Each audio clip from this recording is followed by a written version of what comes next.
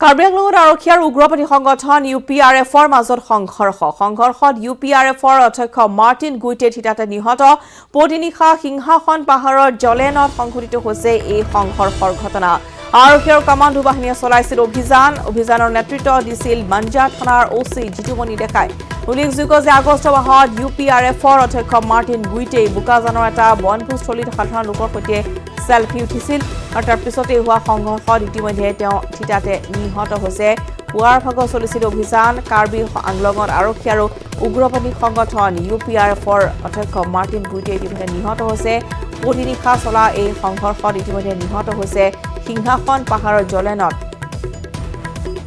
UPRFৰ ইতিমধ্যে আমি জনাইছো যে অধ্যক্ষ মাৰ্টিন গুইটে নিহত হৈছে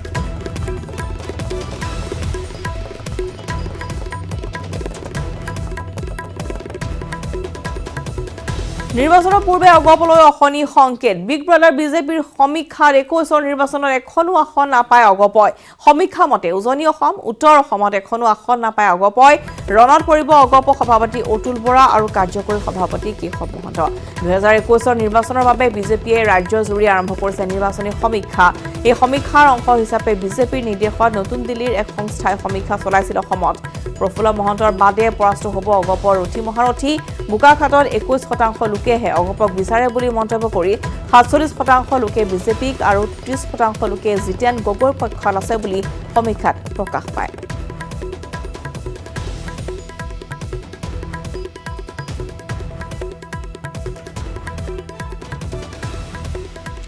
প্ৰাৰ্থিত্বক লৈ বোকাখাট সমষ্টিত অগপ বিজেপিৰ মাজত যুঁজ 2021 নিৰ্বাচনত বিভিন্ন ৰাজনৈতিক দলৰ প্ৰাৰ্থিত প্ৰয়াসীৰ জনপ্ৰিয়তাৰ ওচৰত সৰ্বভাৰতীয় এক সংস্থাই প্ৰকাশ কৰা সমীক্ষাত বোকাখাট সমষ্টিৰ বিধায়ক অতুল বৰাৰ জনপ্ৰিয়তাৰ হাৰ মাত্ৰ 21%।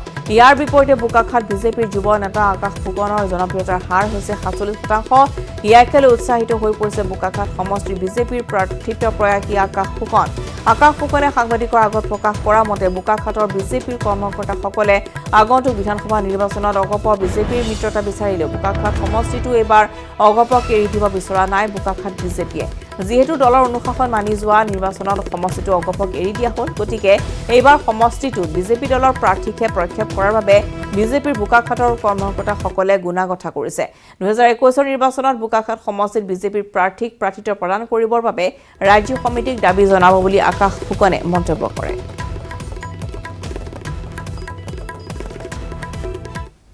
বোকাখাট বিজেপি ভাৰতীয় জনতা পাৰ্টি অৰ্থাৎ বিজেপিয়ে ৰাজ্যিক সমিতিৰ ওচৰত আমি দাবী উত্থাপন কৰিব যে আমাক ভাৰতীয় জনতা পাৰ্টি প্ৰাৰ্থী লাগে এজন প্ৰাৰ্থী হিচাপে আপুনি নিজকে প্ৰক্ষেপ কৰাৰ ভাৱনা আছে প্ৰাৰ্থী হিচাপে মই আবেদন কৰিম বুলি ভাবিছোঁ কিন্তু সেইটো বৰ বিশেষ মুখ্য বিষয় হ'ব নোৱাৰে কিন্তু ভাৰতীয় জনতা পাৰ্টিৰ তৰফৰ পৰা এজন প্ৰাৰ্থী লাগে আমাৰ যি চিম্বল আছে ভাৰতীয় জনতা পাৰ্টিৰ পদুম ফুলৰ চিম্বল মিত্ৰতাও বিচাৰিছে কিন্তু কাৰ্যকৰ্তা হ'বলৈ কিন্তু মিত্ৰতাত ভাৰতীয় জনতা পাৰ্টিৰ প্ৰাৰ্থী পাব লাগে সেই কথাটো লৈ ইতিমধ্যে ব্যাপক গুণাগত আলোচনা হৈছে যেতিয়া সময় আহিব উপযুক্ত সময়ত আমাৰ ৰাজ্যিক সমিতিৰ ওচৰত সেই বিষয়ে আমি অৱগত কৰিম আমি আবেদন জনাম সন্তুষ্টি অসন্তুষ্টি কথাটো সংস্থাটোৱে যিটো ক'লে সন্তুষ্টি হ'লে সংস্থাটোৰ প্ৰতি তেওঁ যিজন বৰ্তমানৰ বিধায়ক বা মন্ত্ৰী তেওঁতো 47ৰ হ'বলৈ যাব লাগিছিলে কিন্তু 47 নহ'ল মই যোনটো জনাত মই দেখিছোঁ মই যেনেকৈ নিজৰটো 47 দেখিছোঁ তেওঁতো 21 দেখিছোঁ সেইটো মই নিজে আচলতে আচৰিত কথাটো অস্বাভাৱিক আমাৰ কাৰণে হয়তো ক'ৰবাত নহয় ক'ৰবাত খুব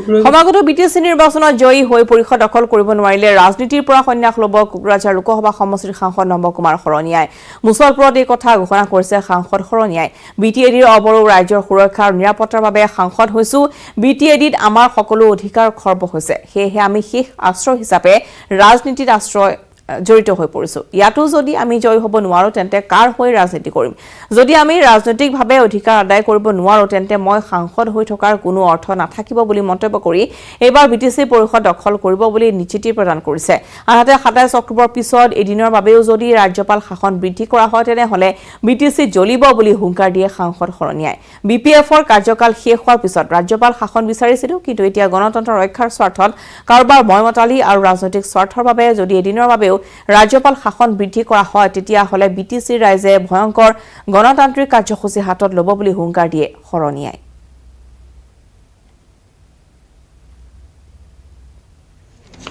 আজিৰ দিনতো আমি যদি ইলেকশ্যন হয় আমি হাতে আৰু আমি 30+ আমি চিট ল'ব পাৰিম ইয়াত।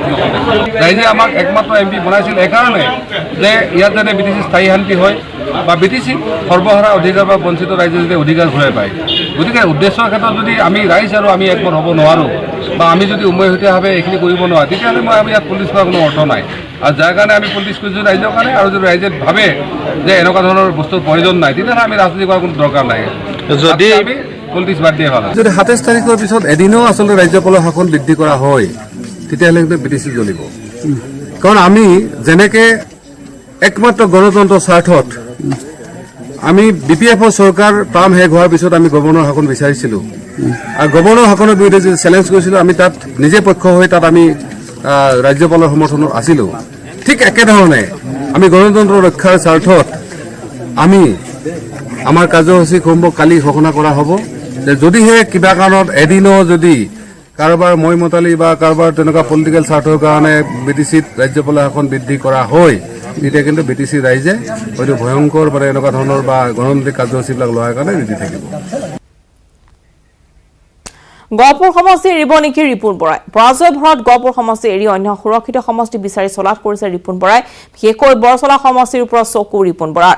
আনহাতে নিৰ্বাচনৰ পূৰ্বে EVM টেম্পাৰিঙৰ ভোটে খেদিছে ৰিপুণ বৰাক। 21ত ৰাজ্যত কংগ্ৰেছৰে চৰকাৰ হ'ব বুলি প্ৰায়ে দাবী কৰা প্ৰদেশ কংগ্ৰেছৰ সভাপতি ৰিপুণ বৰাৰ মুখত নিৰ্বাচনৰ পূৰ্বে পুনৰ EVM টেম্পাৰিং প্ৰসংগ। ঢেকিয়াজুলিত কংগ্ৰেছৰ এক বিশাল যোগদান সভাত অংশগ্ৰহণ কৰি APCCৰ সভাপতিৰ মন্তব্য, যদি সেইবাৰ EVM টেম্পাৰিং নহয় তেনেহ'লে কংগ্ৰেছৰে হ'ব চৰকাৰ। অনুষ্ঠানত অংশগ্ৰহণ কৰি বিজেপিক তীব্ৰ কটাক্ষ কৰে ৰিপুণ বৰাই।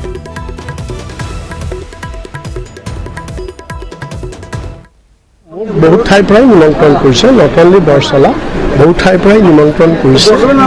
নতুন আঞ্চলিক দলকেইটাৰ লগত আপোনালোকৰ কিবা নতুন আঞ্চলিক দলক আমি বিগিনিঙৰ পৰা আৰম্ভণিৰ পৰা আমি নতুন আঞ্চলিক দলক আমি আহ্বান জনাই আছোঁ যে বিজেপিক উৎখাত কৰিবৰ কাৰণে আমি সকলো একত্ৰিত হ'ব লাগে। আৰু আমি কংগ্ৰেছে আমাৰ বহল অন্তৰৰ পৰিচয় দি যদিও আছুৱে প্ৰত্যাখ্যান কৰিছে, আমাৰ কৃষক মুক্তিও মাজে মাজে ৰিজাৰ্ভেশ্যন প্ৰকাশ কৰিছে, তথাপি আমি শেষ মুহূৰ্তলৈকে আমাৰ দুৱাৰ খোলা থাকিব। আপুনি কওক যে তেওঁলোক ভগৱান নেকি? ভগৱানতকৈও কাৰেক্ট কথা কয় যে ইমানখন পাম, ইমানখনেই পাম, ইমান ভোট পাম, ইমান ভোটেই পাম। গতিকে সেইবিলাক আছে, কিন্তু এইবাৰ আমি তাৰ আমি যথেষ্ট প্ৰটেকশ্যন ল'ম। এখন কম ভোট পাম বুলি নকওঁ, যিমানেই তেতুফালি বিজেপিয়ে নকওঁ যে এখন পাব, আপোনালোকে লিখি ৰাখক আজি, যদি EVMত তেওঁলোকে ঘোটলা নকৰে তেতিয়াহ'লে কংগ্ৰেছৰ নেতৃত্বত মহাজোঁটৰ চৰকাৰ হ'ব অসম। আমি কেতিয়াও কোৱা নাই AIUDFৰ লগত মিত্ৰতা অকলে বুলি। আমি সদায় মহাজোঁটৰ কথা কৈছোঁ, আৰু বহুত দল আছে, বামপন্থী দল আছে, আমি সকলোৰে লগত পৰ্যায়ক্ৰমে বিভিন্ন আলোচনা আমাৰ চলি আছে। অহা 8 তাৰিখেও আছে আমাৰ আলোচনা। শোণিতপুৰৰ চাৰিদুৱাৰ চেঙেলিমাৰীত প্ৰাক্তন NDABৰ প্ৰতিবাদ, সংস্থাপনৰ আগতে শ্বহীদ পৰিয়ালক ক্ষতিপূৰণৰ দাবী। বড়ো শান্তি চুক্তি অনুসৰি মূল সুঁতিলৈ উভতি অহা NDABৰ সদস্যসকলক চৰকাৰে বিভিন্ন প্ৰতিশ্ৰুতি দিয়াৰ লগতে সংস্থাপন দিয়াৰ কথা ঘোষণা কৰিছিল যদিও আজি পৰ্যন্ত কোনো এজন NDABৰ সদস্যক সংস্থাপন নিদিয়াৰ অভিযোগ উত্থাপন হৈছে। যিসকল NDABৰ সদস্যৰ শ্বহীদ পৰিয়ালক ক্ষতিপূৰণ, NDABৰ সদস্যসকলৰ বিৰুদ্ধে গোচৰ উঠাই লোৱাৰ উপৰিও NDABৰ চিফ ৰঞ্জন দৈমাৰীক অতি শীঘ্ৰে কাৰাগাৰৰ পৰা মুকলি কৰি দিয়াৰ দাবী তুলি প্ৰাক্তন NDABৰ সদস্যসকলে প্ৰতিবাদ সাব্যস্ত কৰে।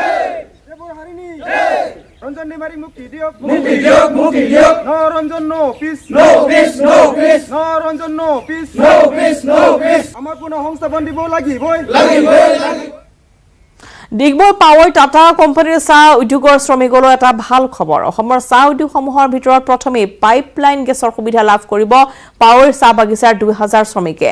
পাৱৰ চাহ বাগিচাত অসম গেছ কোম্পানীৰ মেনেজিং ডিৰেক্টৰ আৰু পাৱৰ চাহ বাগিচাৰ পৰিচালকৰ মাজত হোৱা স্বাক্ষৰৰ ভিত্তিত পাৱৰ বাগিচাৰ কৰ্মৰত 2000 শ্ৰমিকৰ কলনীত পাইপলাইন গেছৰ সুবিধা প্ৰদান কৰিব বুলি আনুষ্ঠানিকভাৱে ঘোষণা কৰা হয়। আৰু এই খবৰত উৎফুল্লিত হৈ পৰিছে পাৱৰ চাহ শ্ৰমিকসকল।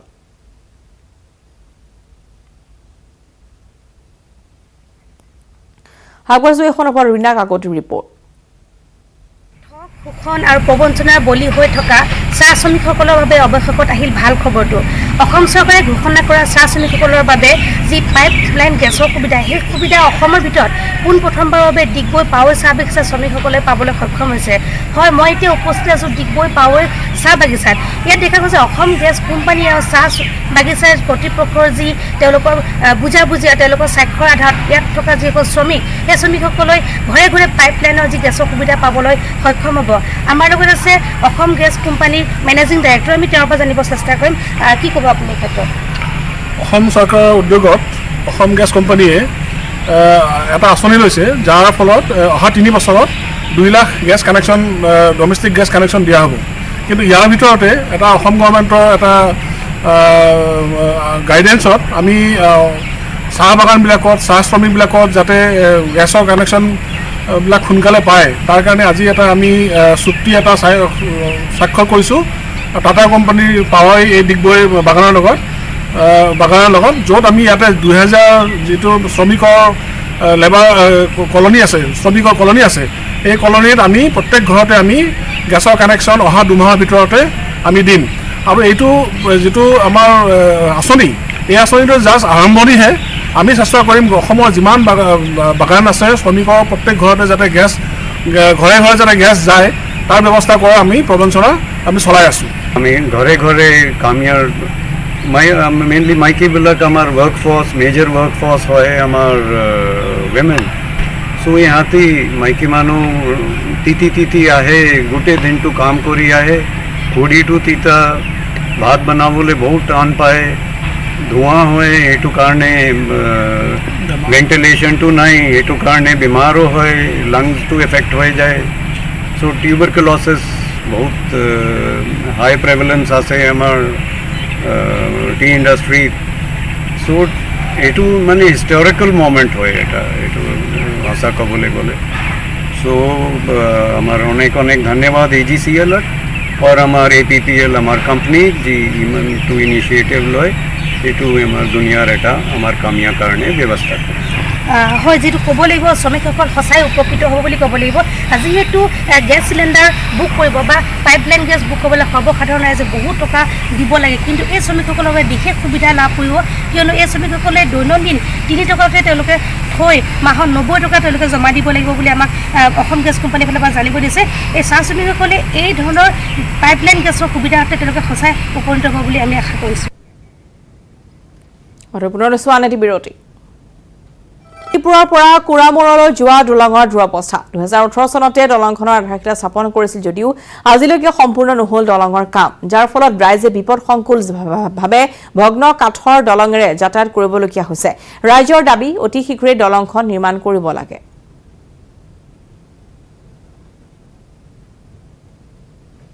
ওদালগুৰিৰ পৰা ৰিপুঞ্জয় নাথৰ এক ৰিপৰ্ট এই সন্দৰ্ভত আগবঢ়াইছো। ওদালগুৰি জিলাৰ শান্তিপুৰৰ পৰা খেৰখেৰীয়া হৈ কুৰামূৰ বাগানলৈ যোৱা পথ, আৰু এই পথটোৰ ওপৰত এই দলংখন 2018 চনতে আধাৰশিলা স্থাপন কৰিছিল মন্ত্ৰী ৰিহন দৈমাৰীয়ে। কিন্তু এই মুহূৰ্তলৈকে এই দলংখনৰ কিমান আগবাঢ়িছে মোৰ কেমেৰা সহযোগিতাত 2 বছৰৰ ভিতৰত দলংখনৰ এইখিনি কাম আগবাঢ়িছে।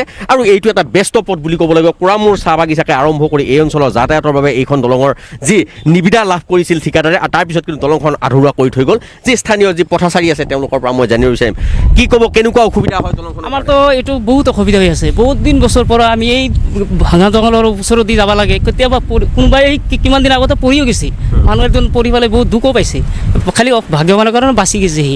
আমাৰ বহুত অসুবিধা হৈ আছে বহুত দিনৰ পৰা, আমাৰ বনাব লাগে এইটোৱে। আজি 2 বছৰ ধৰি কিয় কৰা নাই দলংখন? এইটোতো আমি ক'ব নোৱাৰোঁ, কিন্তু বনাই আছিল, বনাই এতিয়া অফ হৈ আছে, এতিয়া বনোৱা নাই এতিয়ালৈকে।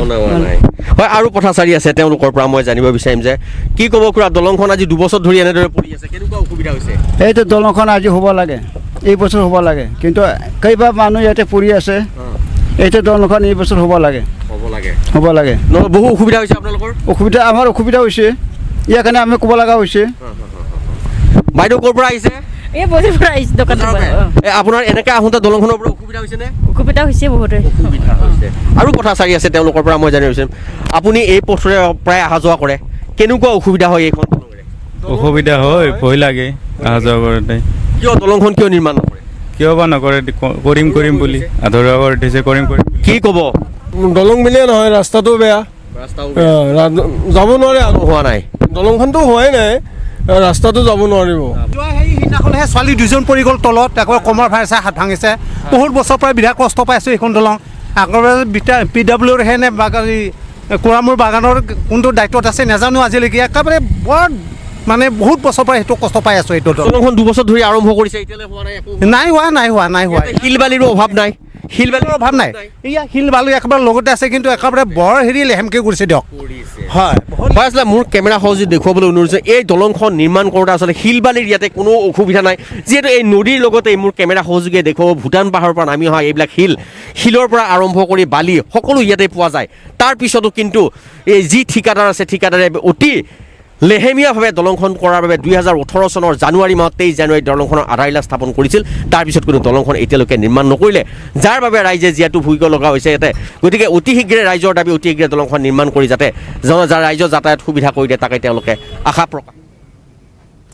বাৰিষাৰ ক্ৰমান্বয়ে বিদায় লোৱাৰ পিছতে প্ৰকৃতিৰ বুকুলৈ সন্তৰ্পণে নামি আহিছে শৰৎ। পদূলিৰ শেৱালি জোপাই শৰতৰ আগমনৰ লগে লগে সুগন্ধিৰ বতৰা বিলাইছে চৌদিশে। এতিয়া শেৱালি ফুলাৰ বতৰ। শেৱালিৰ সুবাসে শৰতৰ মাদকতা দুগুণে বৃদ্ধি কৰিছে। তাৰোপৰি নদীৰ পাৰে পাৰে কহুৱাৰ হালি জালি ফুল সৰি পৰা শেৱালিয়ে পুৱতি নিশা চোতালখন শুভ্ৰ আৰু মোহনীয়া কৰি তোলে। বাৰিষাৰ ক'লা মেঘৰ আৱৰণ আঁতৰাই নীলা আকাশ জোনাকৰ ৰূপোৱালী কিৰণে আমাক সোঁৱৰাই দিয়ে শৰতৰ আগমনৰ বতৰা। নৈৰ বালিচৰত কহুৱাৰ হাঁহি, পুৱাৰ দুপৰীত জিলিকি থকা মুকুতা যেন নিয়ৰৰ টোপাল। শৰতৰ সন্ধ্যা জোনাকে ৰূপোৱালীৰ পোহৰ বিলাই দিয়ে চৌদিশে, যেন জোনাকৰ পুষ্পবৃষ্টিহে নামি পৰিছে পৃথিৱীলৈ।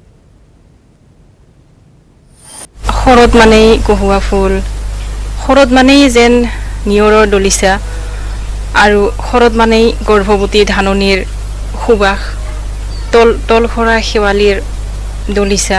আচলতে শৰৎ মানেই প্ৰেমৰ সুবাস বুলি ক'ব পাৰি। তামস আকাশখনৰ স্তব্ধতা ভাঙে কোমল কহুৱা ফুলে, কবিতাৰো বতৰ আছে আকাশে ক'লে কানে কানে।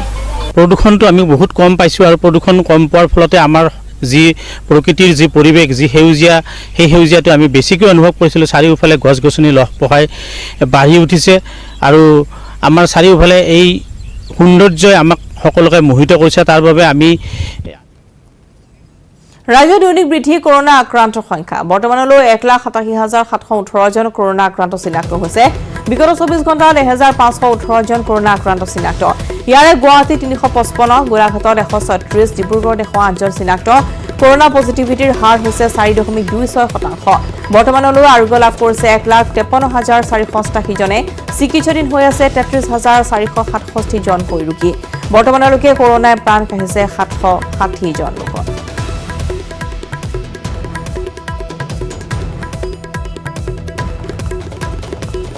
বিজেপিৰ শাসনকালত কেইজনমান বিধায়ককহে দিয়া হৈছে গুৰুত্ব। অধিকাংশ পুঁজি কেইজনমান বিধায়কৰ নামত খৰচ কৰি অধিকাংশতে বঞ্চিত কৰা হৈছে। এই অভিযোগ আনিছে প্ৰাক্তন মন্ত্ৰী ৰকিবুল হুছেইনে। বৰ্তমান বিজেপিৰ 40 জনকৈ বিধায়কৰ নহয়, বিজেপি দলটোৰহে ৰিপৰ্ট কাৰ্ড বেয়া বুলি মন্তব্য হুছেইনৰ। আনহাতে কংগ্ৰেছ AUDFৰ জোটবন্ধনত বিজেপি শংকিত হোৱা বুলি মন্তব্য কৰি বিজেপিয়ে ৰাজ্যক কৰা তুচ্ছ তাচ্ছিল্যৰ বাবে এই জোটবন্ধন হোৱা বুলি মন্তব্য ৰকিবুল হুছেইনৰ।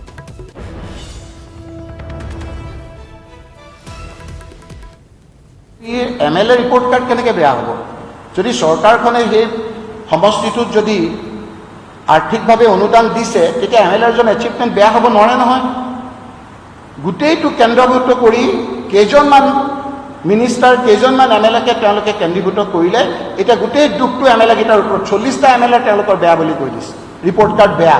ৰিপৰ্ট কাৰ্ড MLA বেয়া নহয়, ৰিপৰ্ট কাৰ্ড বিজেপিৰ বেয়া। তেওঁলোকে ফেইল কৰিছে চবতে, আৰু এই ফেইলৰ ৰিজাল্টটো এই নিৰ্বাচনৰ সময়ত পাব। গগৈ গগৈ গগৈ কৈ কোন সম্প্ৰদায়ক তাচ্ছিল্য কৰিছে, যিখিনি মানুহক আপোনালোকে এজন কেবিনেট মন্ত্ৰী এজন তেওঁলোকে দিয়া নাই, সেই মানুহখিনিয়ে কিন্তু বুজি পাইছে, আৰু তেওঁ বুজি পাইছে। তেওঁতো ৰাজনৈতিক বিশেষজ্ঞ, ৰাজনৈতিক বতৰ আগতে জানে। তেওঁ গম পাইছে যে সেই কথাখিনি তেওঁ মানে ভাল নক'লে, গতিকে তেওঁ ৰিপেয়াৰ কৰিবৰ কাৰণে সেই কথাখিনি ক'বলৈ গৈছে। তৰুণ গগৈ ডাঙৰীয়াক তেওঁ তাচ্ছিল্য কৰে, আৰু সেইজন মানুহৰ আঙুলিত ধৰি আজি ৰাজহুৱাভাৱে আজি ৰাজনৈতিকভাৱে ৰাজহুৱাভাৱে চিনাকি মানুহে কি এই কথাবিলাক বুজি পোৱা নাই? তাৰমানে তেওঁ ভয় খাইছে, তেওঁ বুজি পাইছে, অংক ভালকৈ বুজি পাইছে। 23 যোগ 13, 39 যোগ 30, 70 হৈয়ে গ'ল, আৰু তেওঁলোকে যে এই পোৱা নোপোৱা ভেঙুচালি সেই 70 আৰু 30 পাম। তেওঁলোকৰ 100টো ঠিকেই থাকিব, 100 যুগৰ জেগাত মাইনাছ হ'ব, মহাজোঁটৰ এশ লৈ পেলাই আমি চৰকাৰ কৰিম। যোৱাবাৰ AGP BJPৰ এলায়েন্সটো একেবাৰে শেষত হৈছিল, শেষলৈকে AGP আমাৰ লগত কথা পাতি আছিল। যোৱাবাৰ AGPয়ে আমাৰ লগত বিভিন্ন ধৰণৰ কথা পাতি আছিল। এইবাৰতো AGPৰ দুটা ভাগ, সেইটো নুসুধে আপোনালোকে যে প্ৰফুল্ল মহন্তই যে বিভিন্ন ধৰণৰ কথা কৈ আছে, আপোনালোকে কথা পাতিছে নেকি? সামগ্ৰীৰ আৰক্ষীয়ে আটক কৰিলে হেৰইনসহ দুজন ড্ৰাগছ সৰবৰাহকাৰী। দীৰ্ঘদিন ধৰি ড্ৰাগছ সৰবৰাহকাৰী দুটাই সামগ্ৰীৰ বিভিন্ন অঞ্চলত চলাই আহিছে ড্ৰাগছৰ গোপন সৰবৰাহ। আছৰাফুল ইছলাম আৰু আছাদুল ৰহমান নামৰ ড্ৰাগছ সৰবৰাহকাৰী দুজনৰ পৰা আৰক্ষীয়ে উদ্ধাৰ কৰিছে প্ৰায় 25,000 টকা মূল্যৰ হেৰইন।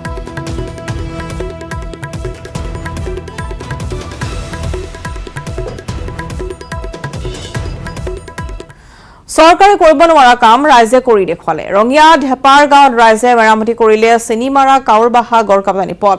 যাতায়াতৰ সমস্যাত জুৰুলা ঢেপাৰ গাঁৱৰ ৰাইজে দিনে নিশাই শ্ৰমদান কৰি যাতায়াতৰ বাবে কোনোমতে মেৰামতি কৰিলে গড়কাপ্তানি পথটো। 3 মাহ পূৰ্বে ঢেপাৰ গাঁৱত পুঠিমাৰী নৈৰ বানে সংঘাৰী ৰূপ ধাৰণ কৰিছিল। তাৰ পিছতে চেনিমাৰা কাউৰবাহা সংযোগী পথৰ কেইবাটাও অংশ পুঠিমাৰী নৈৰ বানে উটুৱাই দিছিল, যাৰ ফলত সম্পূৰ্ণৰূপে যাতায়াত বন্ধ হৈ আছিল। উপায়বিহীন হৈ অৱশেষত ৰাইজে নিজেই ওলাই আহিল পথ মেৰামতিৰ কাম কৰিবলৈ।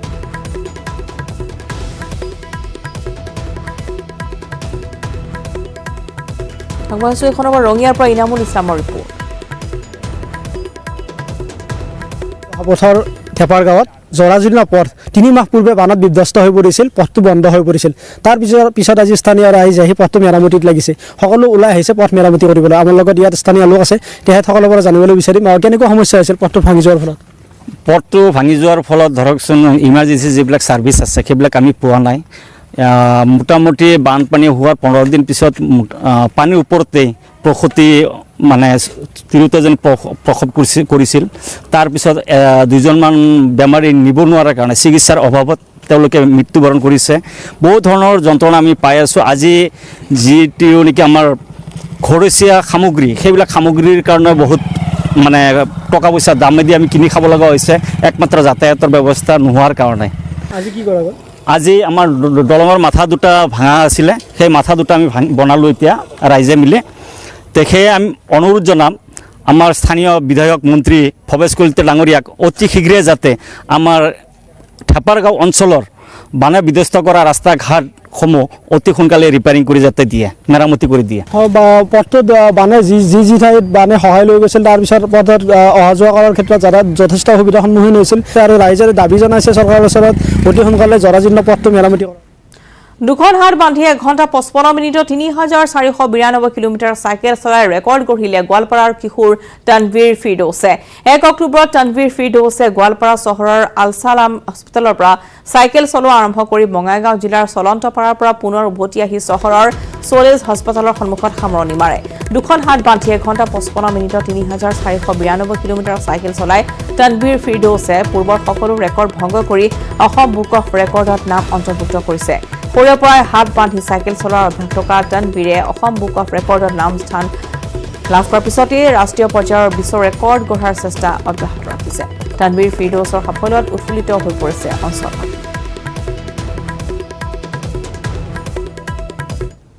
7 বছৰৰ পৰা চাইকেল চলাই আছোঁ আৰু মই চাইকেলিং কৰোঁ। চাইকেলিঙৰ কেতিয়াবাকে মই হাত এৰি চলাওঁ, মোৰ বস্তুটো ইণ্টাৰেষ্টিং লাগিল। মই সদায় মৰ্ণিঙত ইভিনিঙত 9 কিলোমিটাৰকৈ চাইকেল চলাই মই হাত এৰি দিওঁ কেতিয়াবাকে। তাৰ এইটো বস্তু মোৰ চুইটেবল লাগিল। তাৰপিছত আছাম বুক অফ ৰেকৰ্ডত এপ্লাই কৰিলোঁ। তাৰপিছত আছাম বুক অফ ৰেকৰ্ডত এপ্লাই কৰাৰ পিছত সিহঁতে মোক ক'লে কি কৰিবা? মই ক'লোঁ চাইকেল চলাম। তাৰপিছত কয় চাইকেলটো চবেই চলায়, কি কৰিবা চাইকেলত? মই ক'লোঁ হাত বান্ধি চাইকেল চলাম। সিহঁতে অলপ ভাল পালে, অ'কে কৰা। কয় কিমান দূৰ যাবা? মই ক'লোঁ 9 কিলোমিটাৰমান যাম। তাৰপিছত কয় হ'ব দিয়া কৰা। তাৰপিছত মই ৰেকৰ্ডটো কমপ্লিট কৰি চাওঁ যে 34.92 কিলোমিটাৰ হৈ গ'ল। মই আলছালাম হস্পিটেলৰ পৰা আপোনাৰ বঙাইগাঁও ৰোডলৈকে চলেজ হস্পিটেললৈকে এণ্ড কৰিছোঁ। তোমাৰ চাইকেল সমস্যা বিয়েৰু হেডলাইন্সৰ পৰা বিদায় লোৱাৰ। নমস্কাৰ।